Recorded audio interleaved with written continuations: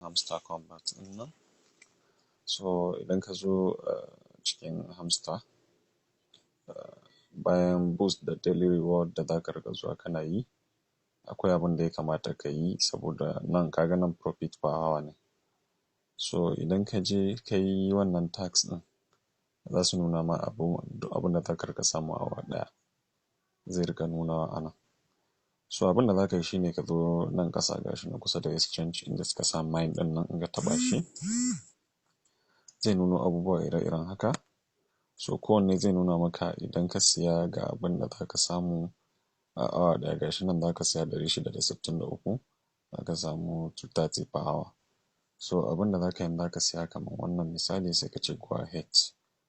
In ka taɓa shi haka ka riga ka siye shi. Sannan banda wannan za ka samu cewa nan kana market ne. Za ka iya zuwa nan PR and team ɗin nan shi ma ka shiga. Misali za ka ga ya nuno ma wasu daban. Gashi nan ga wannan 21,000, 1.1k per hour. Misali sai mu siya. Nan dai ga su nan da yawa, duk wanda ka gan shi a buɗe za ka iya siya. Saboda wannan zai taimaka ƙwarai da gaske. Akwai wanda suka yi mining ɗin Notcoin za su tabbatar da cewa akwai tax da aka riga kawowa wanda mutane suka ta ganin kamar ba dole ba ne. Daga ƙarshe kuma ya zo ya ja musu matsala aka yi ta minus ɗin -40. Da yawa masu -40 saboda ba su yi participate a wannan campaign ba, wanda za ka je ka yi wani tax a ƙara ma da sauransu. Ga wannan legal, misali in ka shiga legal ɗin nan shi ma ga sunan da yawa dai kala-kala. Za ka iya zuwa kowanne ka duk wanda ka ga ya yi maka sai ka siya.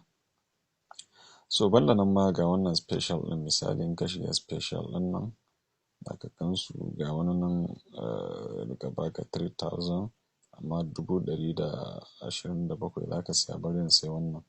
Kaga yana ƙarƙashin my card shi kuma. Bari in siye shi saboda muna fatan nan gaba wayannan card ɗin su zo su zama NFT. Ga wani nan ma an ce new card, in ka shiga za ka ga abubuwa da yawa wurin. Gashi nan wannan 10,000, wannan kuma 5 million. Misali Tucker Carlson interview, wannan na ga shi ne mai hamster ɗin. So su ma in dai kana ganin za ka iya siyan sai ka jaraba, amma ba dole ba ne ba fa. So amma dai just that abubuwa ne wanda zai iya zuwa ya zama mai amfani a gaba. Sassa nake ganin kamar wannan 5 million yana da yawa dai gaskiya kam. Amma tun daga ga sun sa mai kuɗi da yawan nan, bari mu jaraba mu gani. Kuma menene za mu zo mu gani. Muna fatan ya zo ya zama NFT a nan gaba. Allah ya taimake mu. Allah sa mu dace. So kuma kar a manta da riƙa zuwa ana claiming ɗin wannan daily reward na. Da dole a riƙa claiming daily rewards saboda shi ne zai sa ka tara shi nan da nan. Allah sa mu ji alkhairi, Allah sa mu dace.